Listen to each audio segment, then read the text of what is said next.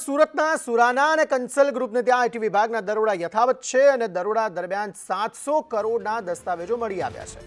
રોકડમાં વૈભવી ફ્લેટ ખરીદી વેચનારની યાદી પણ મળી આવી છે। આઈટી વિભાગને 120 જેટલા કરોડપતિઓની યાદી પણ મળી આવી, કારણ કે કરોડોની જમીન વેચનાર ખેડૂતો દલાલના નામ પણ તેમાં સામેલ છે।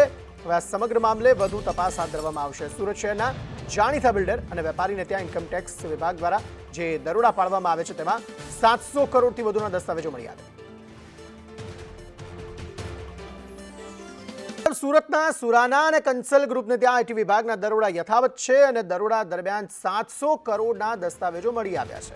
રોકડમાં વૈભવી ફ્લેટ ખરીદી વેચનારની યાદી પણ મળી આવી છે। આઈટી વિભાગને 120 જેટલા કરોડપતિઓની યાદી પણ મળી આવી, કારણ કે કરોડોની જમીન વેચનાર ખેડૂતો દલાલના નામ પણ તેમાં સામેલ છે। હવે આ સમગ્ર મામલે વધુ તપાસ હાથ ધરવામાં આવશે। સુરત શહેરના જાણીતા બિલ્ડર અને વેપારીને ત્યાં ઇન્કમટેક્સ વિભાગ દ્વારા જે દરોડા પાડવામાં આવે છે તેમાં 700 કરોડથી વધુના દસ્તાવેજો મળી આવ્યા।